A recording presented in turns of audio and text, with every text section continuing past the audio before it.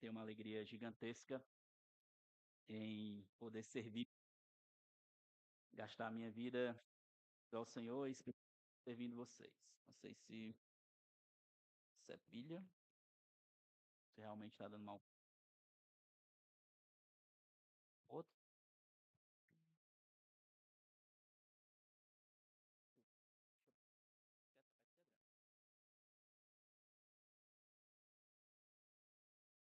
Então, só libera esse aqui para eu. Beleza. Enquanto ajeito aqui o microfone, queria então agradecer a vocês pela alegria de servi-los como pastor. Graças ao bom Deus, ah, eu tenho esse privilégio não apenas de ter sido alcançado pela graça, mas de servir nessa obra excelente, como a própria palavra diz, né? Ele que almeja o episcopado, excelente obra almeja. E muitas vezes eu até estava falando ontem com algumas pessoas, quando você descobriu que queria ser pastor, quando eu me tornei pastor, né? É difícil a caminhada, mas ah, eu vejo isso como uma bênção, como um privilégio. Se fosse realmente para eu escolher, eu acho que eu não teria essa coragem toda, não. Mas o Senhor colocou esse desejo no meu coração e eu tenho uma alegria enorme de servi-los com muito amor. Muito obrigado, realmente, pelo o amor de vocês comigo e com a minha família, com o pastor Timóteo, o pastor Luizinho também aqui. E, mais uma vez, é uma bênção servi-los, tá bom? Abram suas Bíblias em Filipenses capítulo 2. Nós vamos continuar a série que nós estamos fazendo na carta de Paulo aos Filipenses. Hoje nós vamos dar continuidade ao texto que começamos na semana passada. Estudamos Filipenses 2, versículos 1 ao 4. Hoje nós vamos estudar até o versículo 11, falando ainda dessa ideia da humildade. E hoje nós vamos ver o exemplo maior, que é o exemplo de Cristo, né? Deixa eu só testar aqui rapidinho.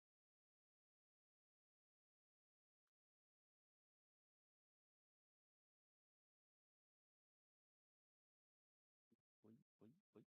Tá liberado aí? Beleza. Eu não sei quantos de vocês conhecem, mas o ano de. Hoje nós vamos estudar esse trecho aí. O Deus que se esvaziou, Filipenses 2, 5 a 11. Talvez algum de vocês tenha assistido esse filminho. No ano de 2006, a Warner Bros. Lançou um filme com o título de The Ant Bully, né? Ou mais poderia ser melhor traduzido como A Formiga, mas não sei por que em português se traduziu como Lucas, um intruso no formigueiro, né? Essa foi a tradução do filme. Mas a ideia desse filme conta a história de um menino, e esse daí que está na tela, o nome dele é Lucas, que esse menino, sempre que possível, de diversas formas, ele destruía os formigueiros no seu quintal. Ele via lá formigueirozinho bem construído e ele destruía os formigueiros. E isso muitas vezes de forma vingativa, porque ele era pequeno, se pegasse na idade dele para as crianças, e ele sofria muitas perseguições de pessoas maiores, né? E uma das formas dele se vingar era ir nas formigas. Ele era maior do que as formigas, né? Então, por ele ser maior do que as formigas, eu vou atrás de alguém que é menor do que eu. Óbvio, né? Que ele não conseguia lidar com os maiores, então ele ia lá e destruía as formiguinhas. Ele sempre se colocava como alguém superior às formigas, até porque não era muito difícil de ser formigas, né? Ah, e aí, as formiguinhas, por não terem como se defender, ele ia lá e destruía aqueles belos formigueiros. Porém, aconteceu que um belo dia existia uma formiga que era cientista e começou a bolar uma certa fórmula para que se vingasse daquele menino, né? E eles apelidaram carinhosamente de Pinguinho. A formiguinha foi lá um dia, eles conseguiram invadir a casa de Lucas, colocaram essa gotinha no ouvido dele e rapidamente Lucas se tornou igual às formigas. E agora está sendo levado para o formigueiro. As formiguinhas levaram Lucas para viver lá como a vida real das formigas. Assim agora ele passa a entender de perto, né, aquilo que as formiguinhas faziam e também passar a entender de perto que aquilo que ele fazia era um ato egoísta e que só podia ser percebido quando ele diminuiu a sua vida superior e foi para a realidade das formigas. Essa historinha nos ensina algo que Paulo pode descrever aqui nesse trecho que nós vamos estudar hoje. Paulo vai descrever nesse texto de Filipenses 2, 5 a 11, depois de mostrar, né, que nós deveríamos viver e colocar os interesses dos outros nossos. Paulo agora vai encorajar os irmãos a viverem unidos e servindo aos outros. E isso só seria possível se esses irmãos abrissem mão dos seus desejos egoístas e buscassem servir aos outros de acordo com o exemplo de Cristo. É a ideia de que, se você quer servir aos outros de forma superior, você tem que sair da sua vida superior, baixar a sua vida para que você possa estar no mesmo nível de relacionamento com outros. Quando você compreende isso, você começa de fato a viver uma vida em comunidade com o exemplo de Cristo.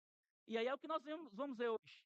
Jesus fez exatamente essa mesma coisa, né? De vir a esse mundo se humilhar, viver entre nós e viver a vida comum. Obviamente que Jesus não era igual a Lucas, né? Mas ele veio mostrar isso de forma exemplar, como um servo que se humilhou nesse mundo, veio vindo a esse mundo para dar o exemplo. E eu queria então que muitos de nós que talvez aqui temos o nosso coração lutando como Lucas, em muitas situações que podemos nos achar superiores aos outros, seja na igreja, seja em casa, seja onde quer que nós estejamos, nós vamos hoje ver de uma forma diferente, e que essa fórmula não mágica, mas transformadora, que é a Bíblia, possa adentrar no nosso coração e possamos sair daqui hoje transformados no mesmo nível, desejosos de servir uns aos outros como Cristo serviu. É por isso que nós vamos ver o exemplo desse Deus encarnado que se esvaziou, o exemplo de Cristo. Vamos ler o trecho então de Filipenses 2, a partir do versículo 5. A palavra do nosso grande Deus diz assim: Tenham entre vocês o mesmo modo de pensar de Cristo Jesus, que mesmo existindo na forma de Deus, não considerou o ser igual a Deus, algo que deveria ser retido a qualquer custo. Pelo contrário, ele se esvaziou assumindo a forma de servo, tornando-se semelhante aos seres humanos, e reconhecido em figura humana, ele se humilhou, tornando-se obediente até a morte e morte de cruz. Por isso também Deus o exaltou sobremaneira, e lhe deu o nome que está acima de todo nome, para que ao nome de Jesus se dobre todo joelho, nos céus, na terra e debaixo da terra, e toda língua confesse que Jesus Cristo é o Senhor, para a glória de Deus Pai. Vamos orar. Senhor, obrigado por esse texto maravilhoso que temos nas Escrituras. Obrigado pelo exemplo de Cristo. Obrigado porque Jesus não apenas nos disse que amava-nos da boca para fora, mas mostrou isso na prática. Que venhamos aprender também, Senhor, nessa manhã. Que venhamos sair daqui encorajados a amar os nossos irmãos com o exemplo de Cristo. O exemplo de forma prática e muitas vezes sacrificial, para que os outros se sintam amados, até mesmo quando nós precisamos sacrificar coisas que gostamos em favor dos outros. Que o Senhor nos ajude, Pai, a entender essas verdades das Escrituras. Que o Teu Espírito possa nos lembrar as verdades que precisamos lembrar e nos ensinar as verdades que precisamos aprender, como o Senhor assim prometeu que o Espírito Santo faria. Eu te peço, Senhor Deus, que o Teu auxílio nessa manhã me ajude a transmitir com fidelidade a Tua palavra e ajude os meus irmãos, Senhor Deus, a manterem o foco na palavra e saírem daqui dispostos a praticar essas verdades. Em nome de Jesus eu te peço isso. Amém. Meus irmãos, se eu posso resumir esse trecho em uma frase, aquilo que nós chamamos de grande ideia, eu diria assim: Cristo é o modelo perfeito de serviço e humildade, e como seus servos nós devemos imitá-los. Aqui colocando em uma escadinha, se nós somos servos de Cristo, ele é um modelo perfeito. Modelo perfeito de quê? De humildade e de serviço. Então, voltando lá para cima, se nós somos seu servo, o que nós devemos fazer? Imitá-los. Palavra Cristo, né, cristão, né, que já somos pequenos cristos. E se nós somos esses pequenos cristos, o que nós devemos fazer? Andar ou viver como Cristo. Lembra daqueles primeiros cristãos, inclusive Pedro, né? Quando Jesus estava sendo crucificado ali, naquele caminho para o Gólgota, As pessoas olhavam para Pedro e diziam assim: ele é igual a ele, esse aqui é igual a ele, é um dos dele. Ele pensa, ele se movimenta, se comporta igual a ele. Essa é a ideia. Nós devemos também, meus irmãos, ser marcados por esse exemplo de Cristo.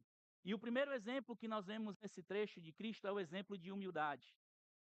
Depois desses primeiros 4 versículos de Jesus chamar os irmãos que vivam uma vida em unidade, o apóstolo Paulo, então, vai nos colocar um exemplo. Ele não apenas fala: "Ó, vocês devem viver em unidade, vocês devem considerar os outros superiores a si mesmo", como nós vimos lá na frente. Tenham o mesmo modo de pensar, tenham a mesma forma, a mesma mente, né, que ele vai dizer. Mas ele vai falar aqui: tenham o mesmo modo de pensar e pensar de forma correta, da forma de Cristo. Lembra que, eu não sei se você lembra a definição desse modo de pensar, que é a ideia de pensar correto a respeito de si mesmo e dos outros, né. Eu não pensar de forma exaltada a meu respeito e não pensar os outros de uma forma inferior. Quando eu olho de forma correta as pessoas, olhando a mim e aos outros de forma correta. Qual é essa forma correta? Paulo vai dizer aqui: tenham entre vocês, ele começa dizendo, o mesmo modo de pensar de Cristo Jesus. Muitas pessoas ali naquela audiência poderiam ler essa carta e desenvolver tipos de perspectiva diferente de si mesmo e dos outros. Não, eu penso isso, eu penso aquilo, o outro, o Roberto pensa assim, e o Cauã pensa diferente. A gente podia pensar, imagina recebendo essa carta. Mas Paulo ele diz aqui, não é somente você pensar correto de si mesmo, na sua perspectiva, mas na perspectiva de Cristo. É da perspectiva do próprio Salvador. Paulo coloca alguém aqui que é diferente de todos os que pisaram nessa terra, que é o próprio Cristo. Ele se exaltar, ele poderia ser alguém que poderia ter humilhado todos e até destruído todos, mas ele não fez. Decidiu viver de forma diferente. E um dos maiores exemplos de Cristo é a humildade. A humildade de ter vindo a esse mundo, primeiramente, como ele vai dizer que ele existindo em forma de Deus, né, ou seja, ele sendo Deus. É interessante, deixa eu explicar para vocês uma coisa interessante aqui nesse trecho. Existem 2 palavras geralmente na língua grega para essa palavra forma em português, né. Existe uma palavrinha que é literalmente, né, morfê, que é até, talvez você deva lembrar, quem assistiu aí os Power Rangers, né, lembra? É hora de morfar, né, eles iam tomar uma forma diferente, literalmente era isso. Existe essa palavrinha, e existe também uma palavra chamada esquema. Esquema, já viu esquema que tem umas formas diferentes? Essas palavras 2 vêm da língua grega. E, via de regra, essas palavras são as que são mais utilizadas quando fala em forma de alguma coisa, igual a alguma coisa, parecido com alguma coisa. Você vai ver isso muitas vezes, né. Ah, lembra quando o apóstolo Paulo fala que o diabo ele pode se tornar em anjo de luz, ser igual a um anjo de luz? Ele está dizendo ali que o diabo, ele, mesmo se mantendo diabo, ele pode se tornar igual, forma de um anjo de luz, parecido. Então, a palavra que o apóstolo Paulo usa para Jesus aqui é a palavra morfê, né. E essa palavra aqui é muito interessante, que ela é essencial para o nosso contexto e a gente entender. Essa palavra morfê, ela quer dizer algo que é essencial e que jamais se altera. Uma forma que não pode se alterar, não muda. Por mais que você possa dizer: "Olha, essa parede é igual a essa parede aí atrás", pode ser parecida, mas essa parede ela não muda, não muda. A ideia é de que não muda de forma nenhuma. Já a palavra esquema é a forma externa, que pode mudar. Uma pessoa que eu posso ser continuo sendo eu, mas eu cortei o cabelo diferente, sei lá, né, tirei a barba.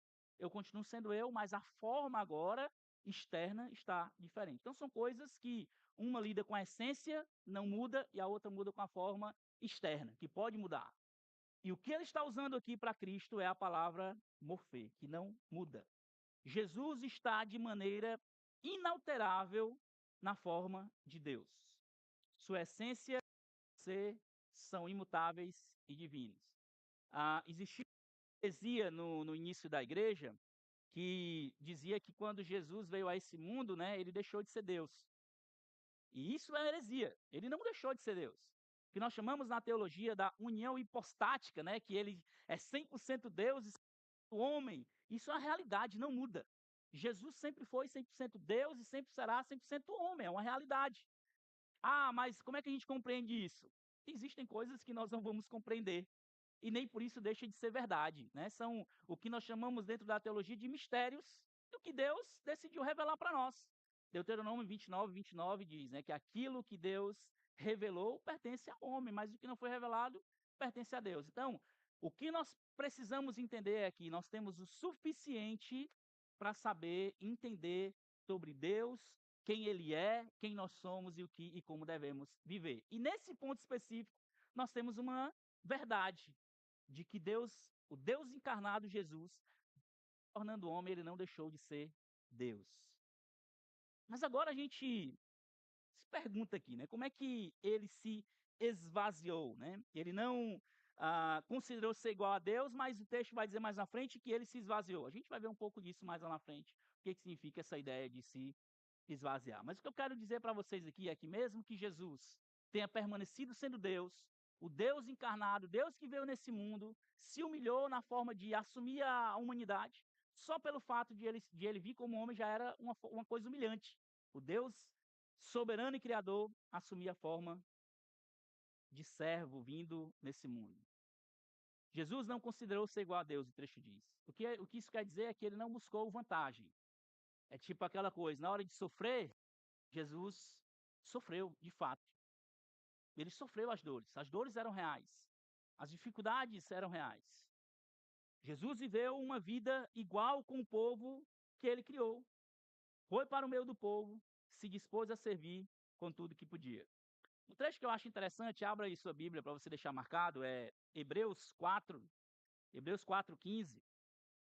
Esse talvez seja, eu acho que é o meu trecho favorito das Escrituras, ao falar da pessoa de Jesus. Porque o trecho ele diz assim, deixa eu pegar aqui do contexto do versículo 14, vamos ler os versículos 14 até o 16, fica mais fácil, eu vou dar um foco aqui no 15. Mas diz assim, olha o versículo 14, Hebreus 4, a partir do 14.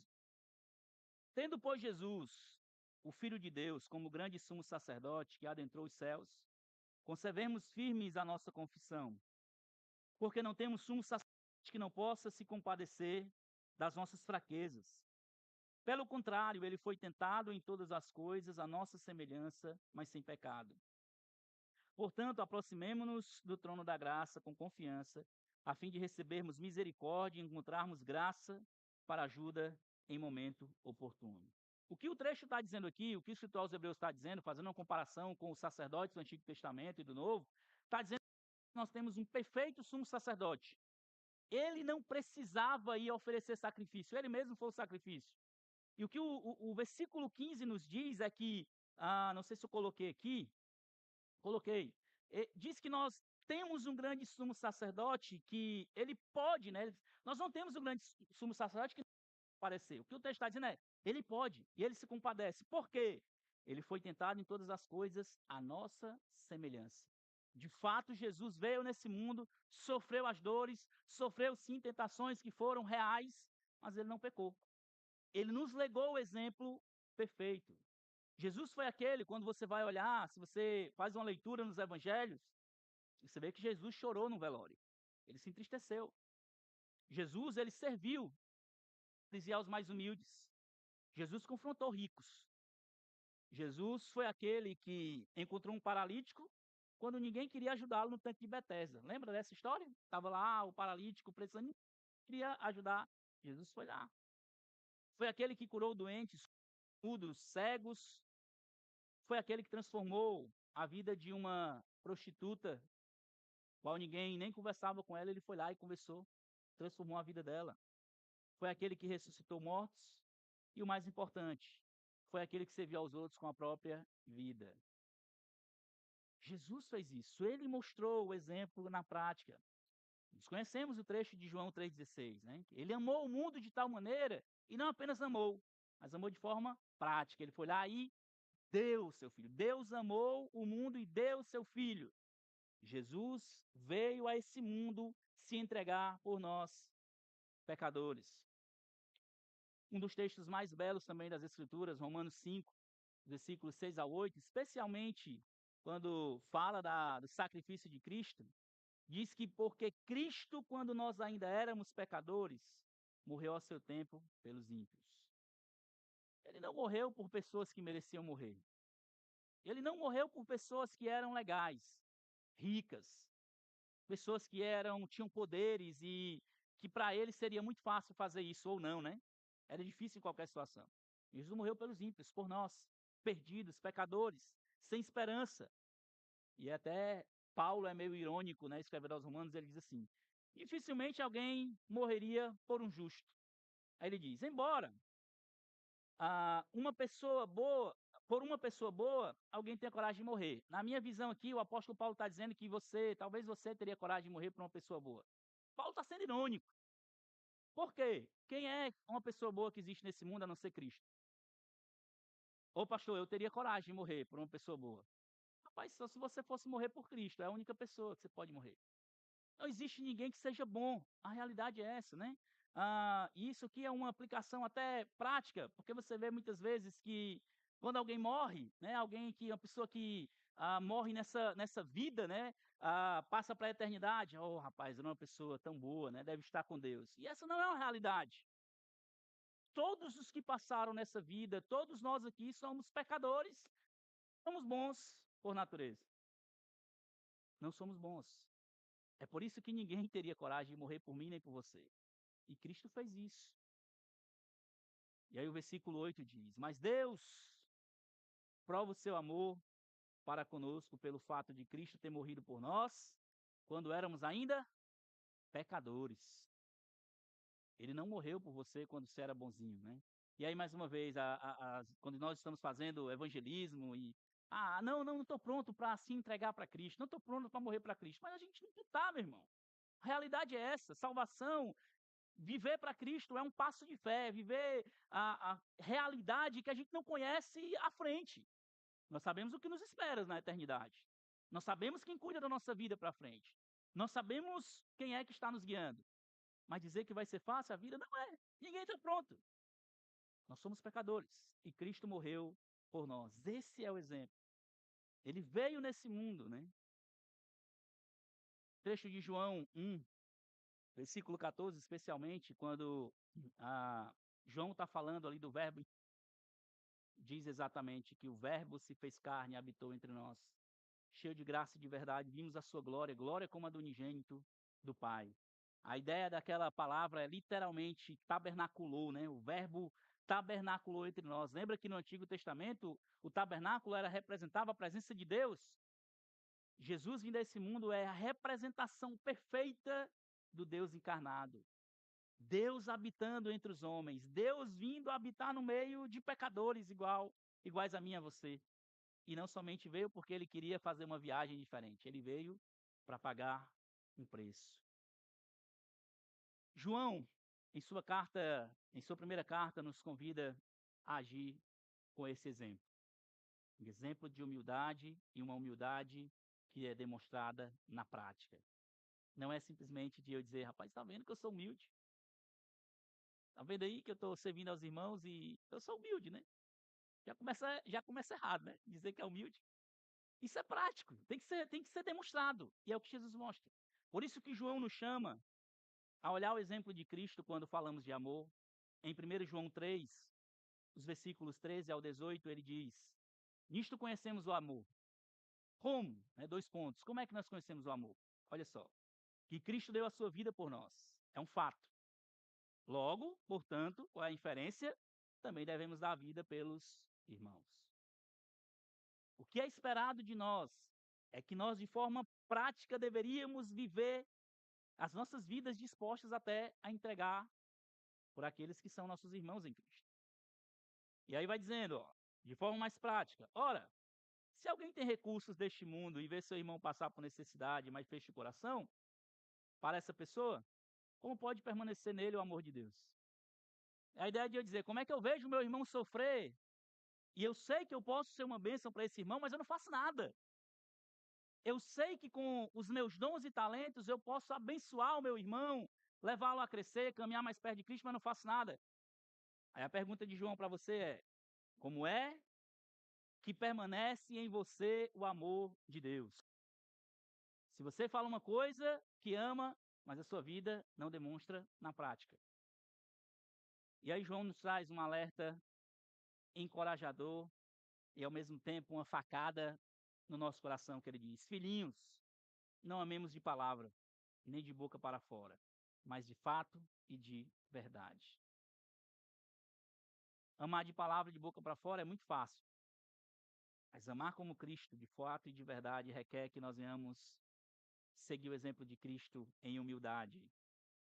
Cristo nos deu exemplo a ser seguido, e não são as nossas perspectivas que importam primeiro, mas é o que Cristo diz e o que ele fez. Você pode, meus irmãos, assim como eu falei semana passada, inventar diversas desculpas. Ô, pastor, mas Deus sabe, né, da minha vida, sabe que eu sou assim, que eu sou assado, aquilo outro, isso e aquilo. Meus irmãos, você pode falar desculpas para mim, para os seus irmãos, mas diante de Deus, é o que Jesus está nos chamando o alerta aqui. Como é que permanece em nós o amor de Deus quando nós dizemos da boca para fora que amamos, mas a nossa vida não diz isso? Eu não sirvo a ninguém, eu não uso meus dons e talentos para abençoar ninguém, a igreja, os irmãos. Eu vejo que alguém está precisando da minha vida, eu posso fazer algo por ele, eu não faço. Como é que o amor de Deus permanece em mim? Alguém está errado, e eu não acho que seja Deus. Se você quer argumentar com Deus, eu preciso dizer para você que Deus existe ao soberbo. E resistir ao soberbo é Deus luta contra o soberbo. Sabe quem vai perder nessa briga, né? Não é Deus. Cristo nos dá o exemplo, não apenas nas coisas que lhe eram agradáveis. Ele serviu também no ápice do sofrimento de toda a humanidade. E aí nós vemos nos versículos seguintes, 7 e 8, que Jesus ele vai mostrar para nós uma servidão que não era apenas uma servidão fácil, mas era uma servidão dolorosa. Ele demonstrou humildade ao servir de forma dolorosa. Versículos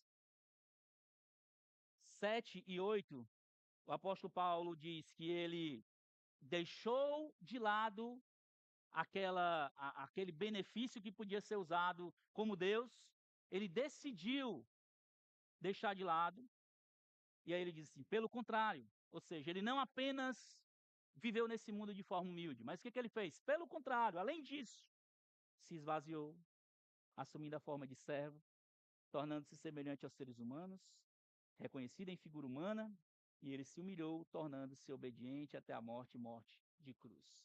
Parece que o apóstolo Paulo vem fazendo uma escadinha, né? É interessante o trecho que ele diz. Pelo contrário, o que é que ele fez? Se esvaziou. Se esvaziou como? Assumindo a forma de servo. Tá, e o que foi que ele fez depois que assumiu a forma de servo? Tornou semelhante aos seres humanos. E depois? Foi reconhecido em figura humana. Todos que estavam ao redor dele reconheceram que ele era Deus e era, de fato, Jesus. Enquanto isso, o que foi que ele fez ainda mais? Vai definhando. Ele se humilhou, tornando-se obediente até a morte, e a morte de cruz. Essa palavra que o apóstolo Paulo diz que Jesus se esvaziou é dentro da cristologia, né? É conhecida como akenosis, é a palavra literalmente, né, kenosis no grego, que para esvaziar, que é literalmente que Jesus abriu mão. Ele não deixou de ser, como a gente viu, ele não deixou de ser Deus, ele não deixou de ter seus atributos, mas ele abriu mão desses atributos de utilizar enquanto estava aqui. Jesus não perdeu nada, né? Mais uma vez, isso aí, se a gente pensar, a gente vai pensar de forma como os hereges pensavam lá no início da igreja. Ele simplesmente, em sua soberania, dentro da Trindade Santa, ele decidiu não usar tudo que poderia. E isso certamente é uma humilhação. O fato de Deus encarnar, assumir a forma humana já era humilhação. E aí, o Deus glorioso, o Deus criador, eu fico imaginando Deus dizer, rapaz, eu vou descer lá, né? Isso não era uma coisa que ele decidiu uma hora ou outra. Isso é dentro da história da redenção. Deus já tinha planejado tudo e Deus já tinha decretado. Mas pensa isso, enquanto Deus, em sua soberania e sua sabedoria, pensando, eu vou viver com os seres humanos. Meus irmãos, eu fico pensando como deveria ser o semblante daquele homem, né? De Jesus. Diferente de todos, não sei o que transparecia, mas o texto lá de Mateus 11 vai dizer que ele era manso e humilde, né? Imagina a forma como Jesus falava. Imagina como a forma como ele agia com os outros. Somente Jesus poderia fazer vir nesse mundo, se humilhar. E é interessante também que Jesus em nenhum momento ele lamenta isso.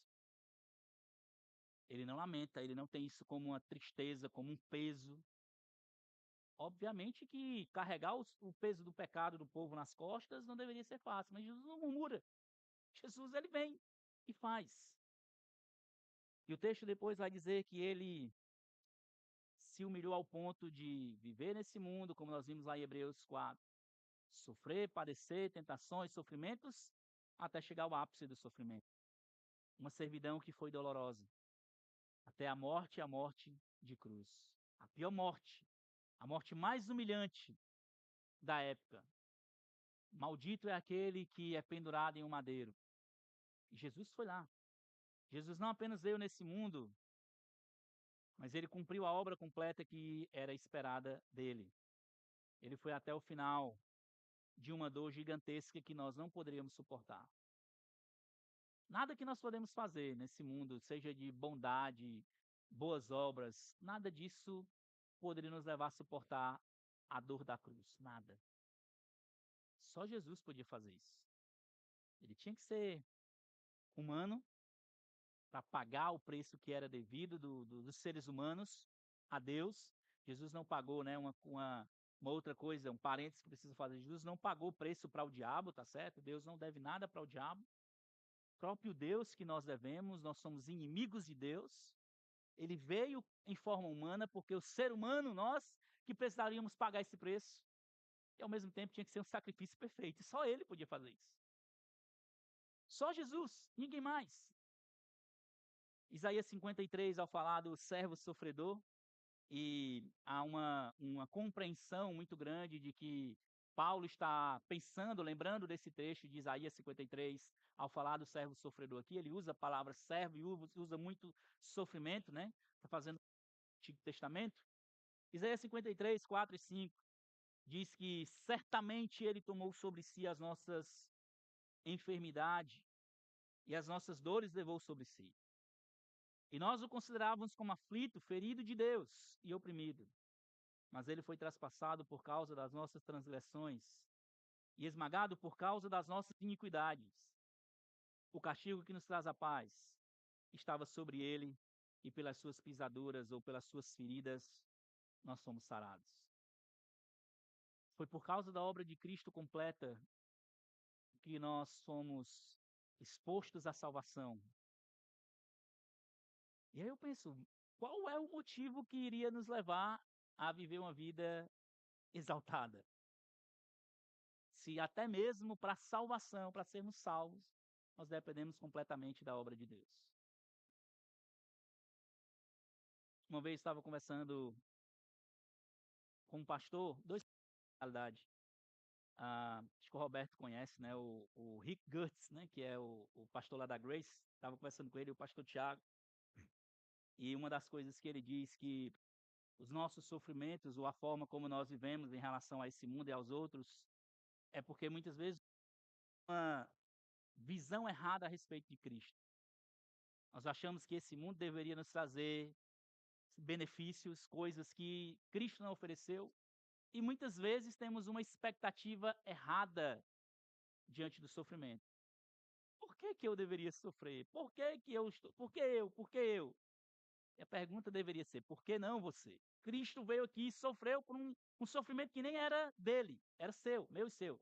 E ele veio, assumiu a forma humana, veio no meu, no seu lugar, morrer, pagar um preço para que nós tivéssemos vida. Por que quando eu sofro, por que quando eu passo por um conflito com o irmão, parece que a vida acabou?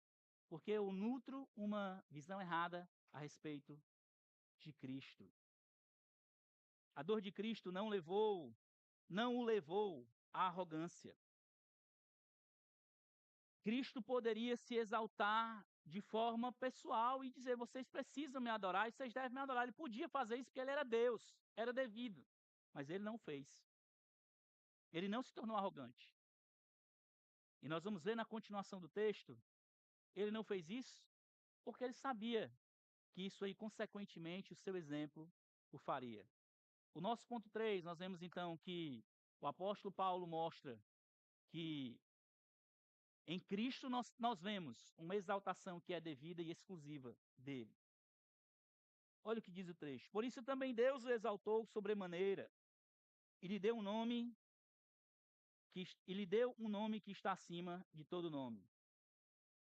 É interessante que nós vemos que somente Cristo tem esse título. Pensa comigo. Os reis dessa terra passaram já vários deles, e outros que estão ainda reinando vão passar. Os governantes, você certamente conhece na história aí, muitos que já passaram, estão passando e irão passar. Os impérios, os poderes, os status, tudo isso passa. Cristo, porém, o nome de Cristo, porém, permanece. Meus irmãos, pensa na história. Os falsos deuses, os homens que se endeusaram e que buscaram adoração para si. Se você for lá e olhar em muitos lugares, você vai ter a tumba aí de alguns desses homens, ossos, histórias e coisas do tipo. Jesus não. A tumba está vazia. Ele veio a esse mundo, ele morreu, ele ressuscitou, completou a obra completa, fez a obra completa. É por isso que o nome dele está acima de todos. Deus o exaltou sobremaneira e lhe deu um nome que está acima de todo nome. Você pensar hoje no nome mais poderoso do mundo, o homem mais rico do mundo, Cristo está acima dele. Cristo é exaltado acima desses nomes. E no versículo 10, mais uma vez, Paulo vai continuando mostrando uma exaltação que é devida a Cristo. Ele diz: para que ao nome de Jesus se dobre todo o joelho nos céus e na terra e debaixo da terra. Sabe uma coisa que é interessante? Paulo está falando ali para aqueles irmãos sobre humildade, né? Aquela igreja, como nós vimos na semana passada, possivelmente com alguns conflitos ali entre os irmãos. Isso fica mais claro lá no capítulo 4. Mas Paulo está falando de humildade, está dizendo para eles aqui, ó, só um dia, só um que todo mundo vai se dobrar, é Jesus. É meio Paulo dizendo assim, por que você está querendo se exaltar? Por que você está achando maior do que o seu irmão? Por que você está se achando que o seu irmão lhe deve alguma coisa? O que Paulo está dizendo é justamente o contrário. Só um que tem adoração devida e exclusiva. E esse é Cristo. Ao olhar, meus irmãos, aqui pensando nesse corpo de Cristo, no Eusébio, você pensar, olhe os seus irmãos da mesma forma.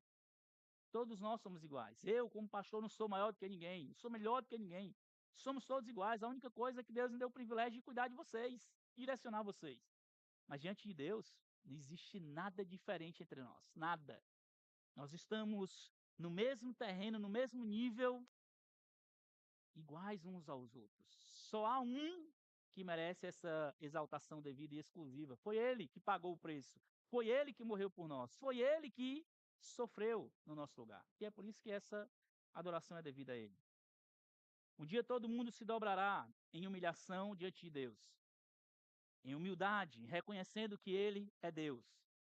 Uns para a salvação, adorando ao Senhor. Outros se dobrarão para a condenação. O que Paulo está afirmando aqui é que, queira você ou não, um dia você vai se dobrar diante de Deus. Seja em adoração, porque você reconhece, esse é o meu Salvador. Foi esse quem morreu por mim, eu quero me dobrar diante dele, o adorando no dia que estiver na presença dele. Ou seja, porque você vai ser condenado eternamente. Não pense que quem vai condenar você ao inferno é o diabo, é Cristo.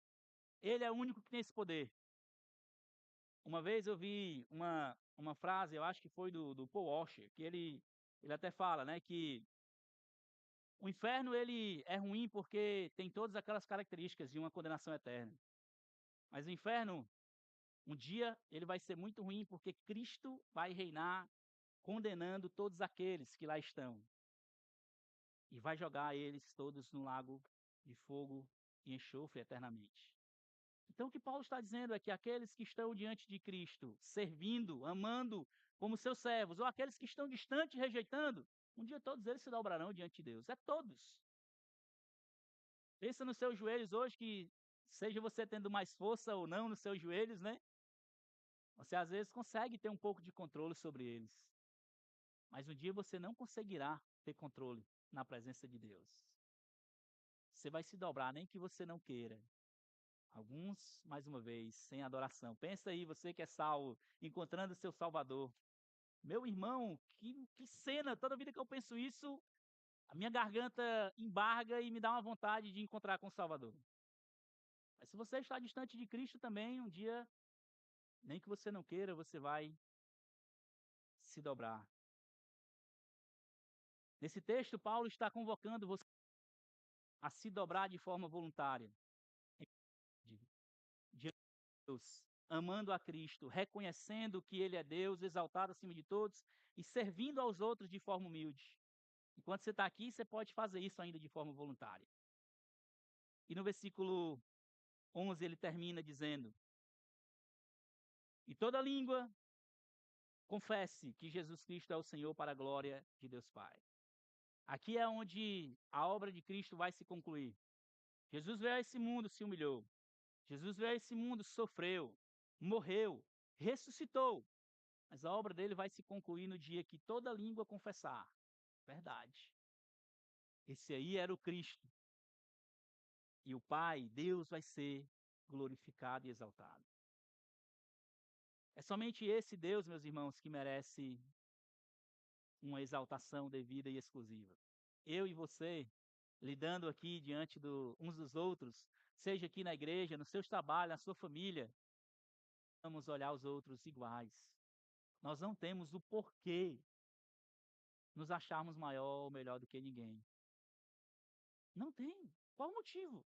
Pensa aí. Qual é o motivo que você tem para fazer isso? Eu estou indo para o final, mas eu queria ler um trecho com vocês de Romanos, capítulo 11. Abram aí suas Bíblias, para você marcar também esse trecho lá em Romanos 11. Um trecho bem conhecido, certamente. Romanos 11, versículos 33 ao 36. O apóstolo Paulo, depois de ter feito todo esse arcabouço teológico de Romanos, é a maior carta escrita no Novo Testamento.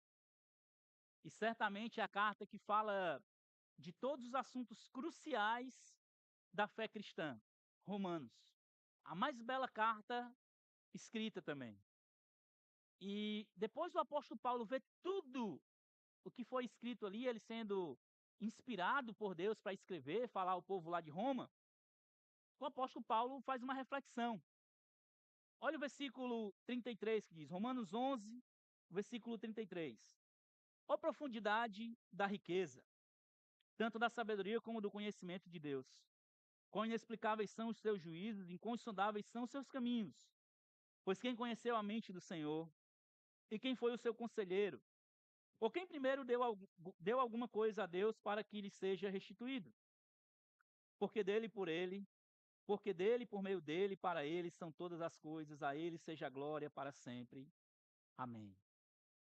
O que o apóstolo Paulo está dizendo aqui, meus irmãos, é que o que nós podemos oferecer diante de Deus? O que nós podemos exigir de Deus? Você já viu aí em algumas igrejas que diz, você precisa determinar que Deus vai te dar tal coisa. Você precisa dizer que Deus precisa te restituir o que foi perdido.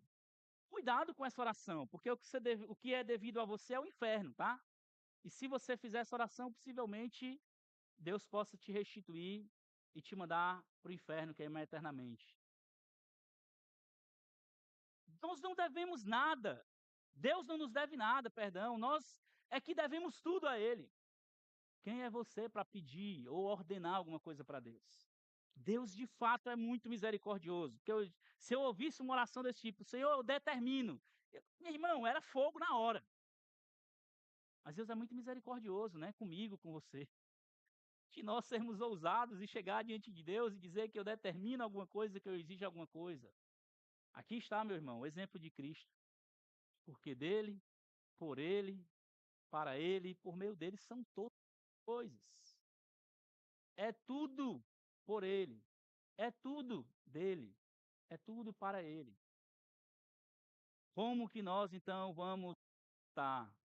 Como que nós vamos querer a coisa? Tudo é devido exclusivamente a Cristo. Paulo usa uma doutrina crucial aqui, cristologia, né, como nós vimos, na veia. Para que nossa Ele dá o exemplo que nossa teologia deve afetar a forma como vivemos. A forma como você compreende Cristo, como você vê Cristo, vai afetar diretamente a forma como você vive. Diretamente. A forma como você vê a pessoa de Cristo, pense nisso. Se você é um cristão, mas a sua vida não segue o exemplo de Cristo em humildade e servidão, sua teologia está errada. Você está usando e vivendo uma teologia que não é bíblica. Hernando Dias Lopes comentando algo sobre esse texto, eu destaquei aqui que ele diz: ó, a teologia deve sempre estar conectada com a vida. A teologia determina a ética. A doutrina é a base para a solução dos problemas que atacam a igreja. A igreja precisa pensar teologicamente. Nós não estudamos teologia porque achamos legal, né? Por isso que muitas pessoas dizem, a letra mata, né? Usa um texto de Paulo. Mata mesmo, a ignorância. Nós precisamos estudar teologia, sim. Precisamos ter uma profundidade bíblica, mas não apenas para adquirirmos conhecimento, mas para que isso se torne prático, como vimos agora pelo exemplo de Cristo. A sua teologia, a forma como você vê Cristo, a forma como enxerga a pessoa de Cristo, afeta diretamente como você vai viver para os outros, quer que você esteja. Deixa eu terminar então com algumas aplicações, encorajando vocês em algumas coisas. Primeiro de tudo e mais importante, não esqueça quem você é. Como disse um certo herege aí, você não é o ponto fraco de Deus, tá certo? Isso é heresia. Não existe lugar nenhum que diga que Deus olha para você e sente uma coisinha emocionante. Não. Lembre quem você é. Um pecador, carente da graça de Deus, necessitado de misericórdia, necessitado da graça. Até para você precisou da obra completa de Cristo. Sem isso você estaria perdido. Lembre quem você é, primeiro de tudo. E aqui está o ponto. Como é que você vai lembrar quem você é? Quando você lembra disso aqui, quando você não esquece quem Cristo é. O seu parâmetro de olhar a vida não deve ser o pastor da igreja. Óbvio que nós precisamos dar bom testemunho. Óbvio que nós precisamos, sim, seguir o que a palavra de Deus diz. Mas o seu parâmetro não sou eu, o seu parâmetro não é seu irmão. Ah, seu irmão é fofoqueiro, ou seu irmão não é dizimista, seu irmão não faz isso, seu irmão é aquilo outro, eu vou ser teu irmão. Não é isso. Seu exemplo é Cristo. Seu exemplo maior é Jesus. Você quer basear a sua vida de alguma forma, não esqueça quem você é. E como é que você não esquece quem você é? Quando você lembra quem é Jesus. E por último, ao fazer qualquer coisa nesse mundo, sonde sempre o seu coração. Por que você está fazendo o que você está fazendo?